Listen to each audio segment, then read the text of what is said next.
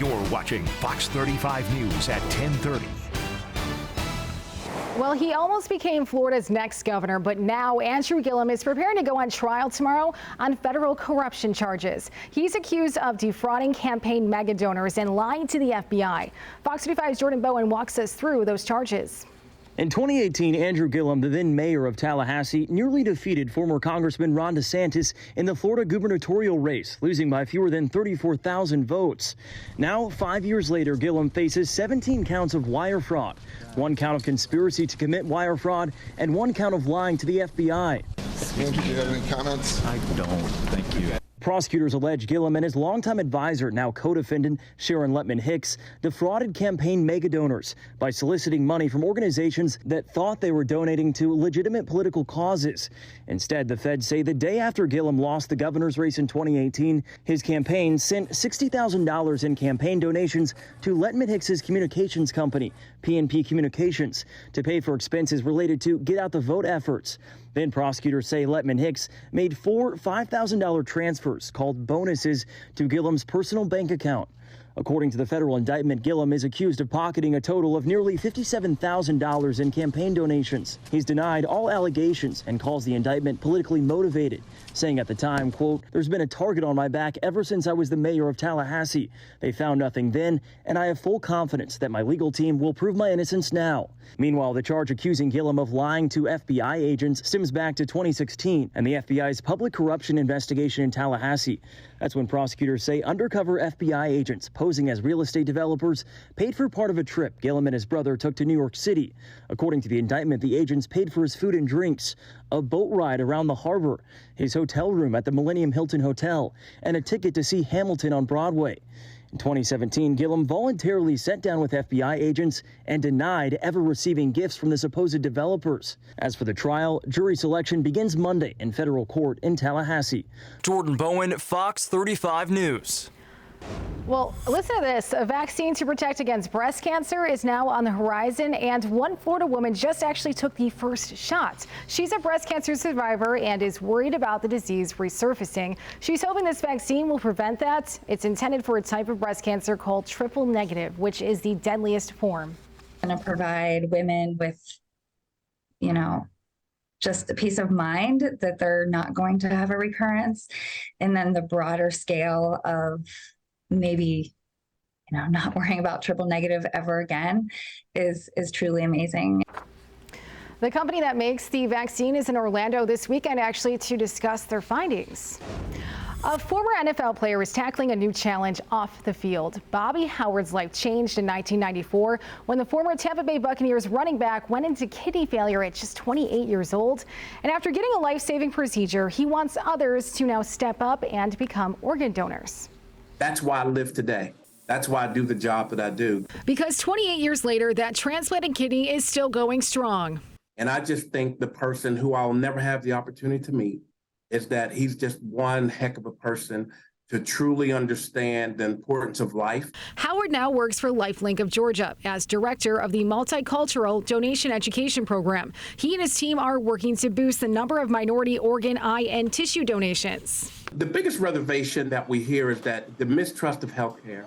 So many people believe that if they have organ donor on their driver's license, that once that's noted, that hospitals and healthcare professionals will not do everything they can to save their lives. Howard says he explains that that is a myth. That healthcare professionals are here to save our lives, not take our lives away, but they're going to do everything humanly possible to save you. If they cannot, and once that has been determined, that's when we come in. LifeLink representatives meet with families at hospitals to ask if they would be willing to donate their loved ones' organs. But Howard says their goal is to engage people now and answer their questions about organ donations long before those hard decisions have to be made. When you have a tragic accident and someone loses their life, then you're approached about becoming an organ and tissue donor, and you haven't really discussed it. It's a hard bearing. It's a hard conversation to have with families. LifeLink recently launched the Be the Gift campaign to encourage people, especially those in minority communities, to sign up to become organ, eye, and tissue donors. One donor, they say, can potentially save 8 lives.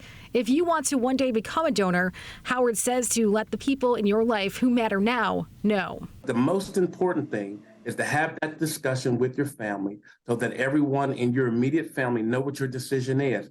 So when it comes to that point in time, that they can support you in your decision and you make that decision with your family. Well, LifeLink operates in Georgia and also here in Florida, out of Tampa and Puerto Rico. It's pretty simple actually to become an organ donor. You can do it online by following the prompt at donatelifeflorida.org. Well, still ahead on Fox 35 News at 10. Some good news if you're looking to rent. Monthly payments are actually going down. We'll tell you how much you can save. And Anheuser-Busch breaks its silence over the controversy surrounding their transgender spokesperson. What the company's top executive is saying about the social media storm.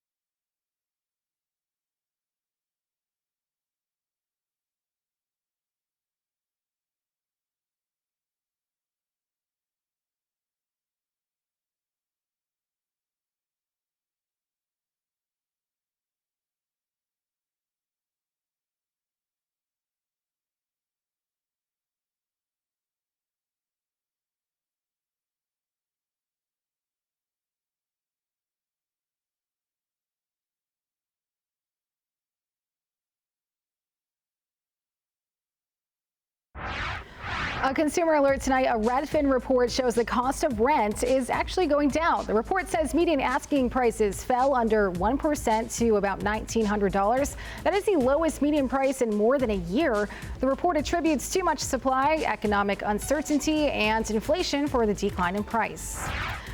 6 more states are getting money from Juul in a $462 million settlement. Last year, Florida was among the 33 states awarded $440 million. Now, these suits all surround the brand's marketing. Juul is accused of targeting young people, even offering free samples when it first launched. The suit also says the company failed to disclose how much nicotine was actually in the product.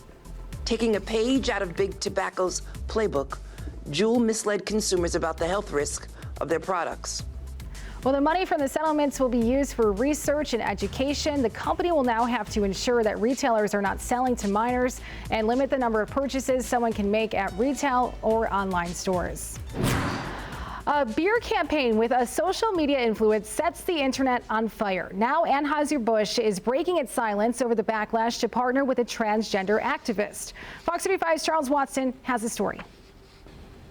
Anheuser-Busch CEO Brendan Whitworth saying in a statement that the company never intended to be involved in a discussion that divides people.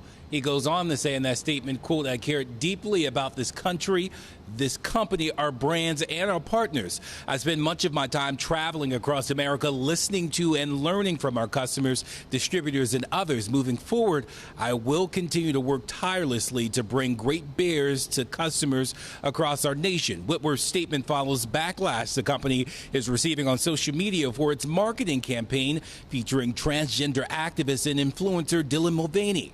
Mulvaney, who has millions of followers between Instagram and TikTok, said earlier this month that Anheuser-Busch sent her a pack of Bud Light with her face on it as part of an ad for a March Madness contest and to celebrate a full year of girlhood for Mulvaney. The partnership has angered a lot of customers, including the likes of Kid Rock, who released this video of himself shooting cases of Bud Light with an assault rifle, and others like country musician John Rich, who owns a bar in Nashville, say sales have dropped dramatically.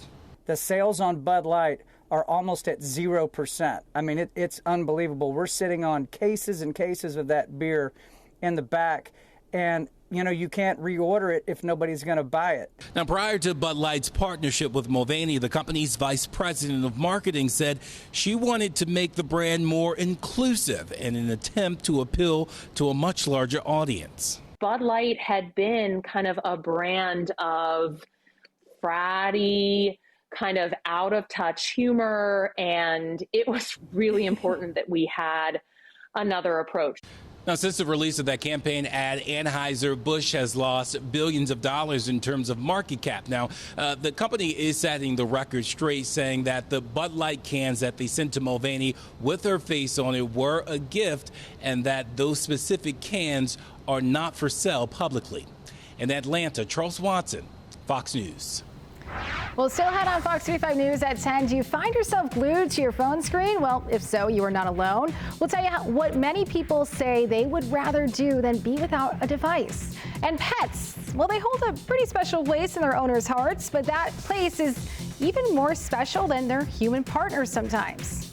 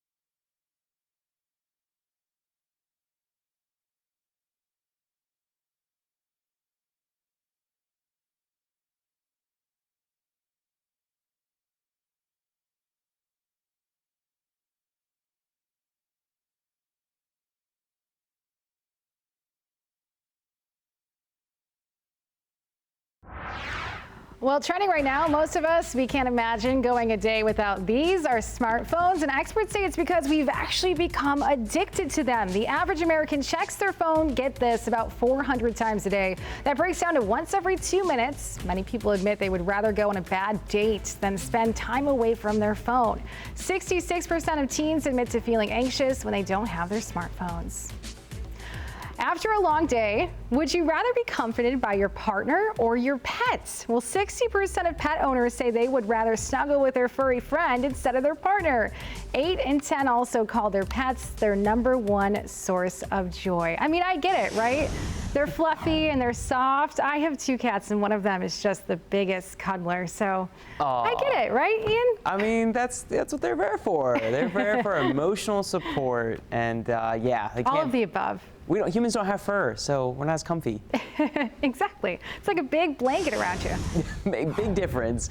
Well, we have ourselves a quiet night after a very busy afternoon and evening. If you missed what happened today, we had a number of strong storms, including a severe thunderstorm and a tornado-warned storm, which may have dropped a tornado touchdown, but we do not know that for sure until tomorrow. At this hour, again, we're quiet downtown Orlando. Didn't really get a whole lot of rain in Orlando. In fact, that line of storms kind of developed right after it passed through Orlando and I-4 and moved to the east. At this hour, Fox 35 storm tracker radar, and we are seeing quiet weather over land, but you see what's coming there in Tampa Bay. We'll get into that, but there's the storms, what's left of them out in the ocean, out in the Atlantic to the east, and they'll continue to move that way. But all of these symbols you see here, those are all the reports that we got, wind reports there in Grand Valkyria, Mico. To the north in Satellite Beach, we also had some hail in those storms that lofted. They were high enough that lofted and got some small hailstones out of that. But at this hour, what we're looking at is what's left of a system that was rolling through the Gulf and has now moved onshore. It's bringing some very heavy rain to the Tampa Bay area, to Pinellas County. This is moving to the northeast, and what's likely to happen is that this will continue to drift to the northeast and then weaken as it goes over land. But still, I wouldn't be surprised to see some lightning or hear some thunder for areas like Bushnell and the villages to the west. Mostly light showers over areas that didn't get a whole lot of rain today. So we'll take that, just an extra little bit of rain to start out the day. And this is the latest model run showing you that it does think that there will be a chance of some more rain tomorrow morning, 6 in the morning for Cocoa Beach to Melbourne. We'll see. I do think there will be a chance of showers early in the morning. So if you're heading out tomorrow morning for work, know that there could be some rain, a little bit more sparse the farther northwest you go, but rain in Cocoa Beach, potentially in Titusville, with this all moving east. And we have a front that's moving through,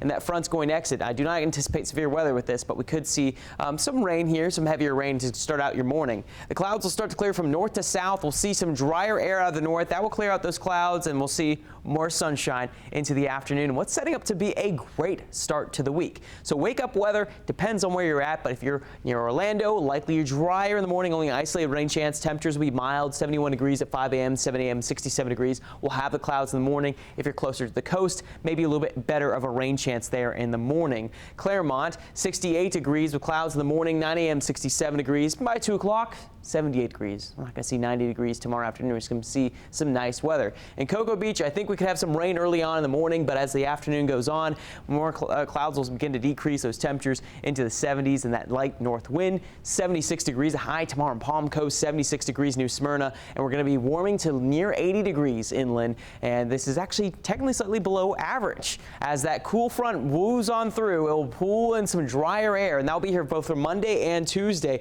with high pressure allowing for very settled weather. We're talking about some nice weather to start out the week with highs in the low 80s and 70s. Those lows will be cool Tuesday and Wednesday morning. Those will be the coolest days of the week. After that, we gradually warm back up with highs returning to the upper 80s by the end of the week, but abundant sunshine and rain chances probably holding off until next weekend. Christy? All right, Ian, thank you. Well, next on Fox 35 News at 10, the Tampa Bay Rays may be having an historic start to their season, but that's not stopping them from helping out the community as well.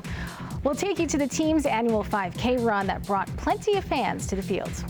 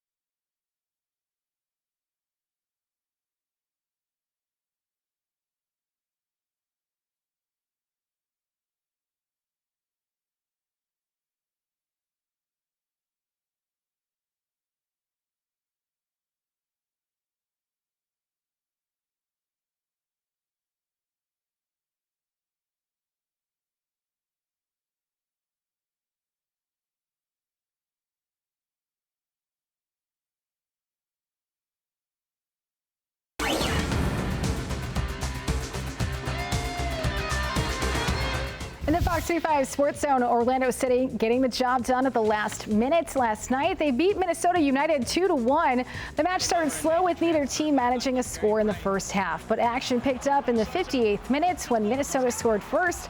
The Lions eventually scored an equalizer in the 66th minute, but it was Duncan McGuire who secured the win in the 88th minute. Orlando City will next play DC United on April 22nd. More than 1,000 racers laced up their sneakers and took part in the annual Running with the Rays 5K today. It's not only a way for the organization to give back to the community, but it also fueled the fans. Fox 35's Regina Gonzalez takes us to the field. It was Raise Up for racers on Sunday morning as hundreds took off from outside Tropicana Field along the 3.1-mile route through downtown St. Pete and Al Lang Stadium to come back and cross the finish line right on the field. You have to run through 2 professional stadiums, and I think that's a pretty unique course. It's a great cause. The Rays are killing it, so it was fun. That's what it's all about, the community. It was all part of the Running with the Rays 5K, which was held in person for the very first time since it was created during the pandemic. But there was still an option for people to participate virtually, and they ran all over the globe. We actually had participants register virtually from the UK, Canada, the West Coast, all over the state of Florida outside of our region here in Tampa. And so, but a vast majority of the runners and walkers actually came here in person to Tropicana Field. And their energy was electric. Despite their first losses to the Toronto Blue Jays this weekend, it's been a great time to be a Rays fan, as they'd racked up 13 straight wins to start the season. We're from the area. We're huge Rays fans, of course, and want to come out and celebrate. The race was also one of the many ways the organization is able to give back to the community that loves them. A portion of all the proceeds will benefit the Rays Baseball Foundation and the Rowdy Soccer Fund. They do a lot of work around youth development, wellness, social responsibility, and education. So really excited that so many people contribute to so many great nonprofits throughout the region. Regina Gonzalez, Fox 35 News. Taking another live look outside downtown Orlando on this Sunday night. Ian will be back with a check of your forecast coming up.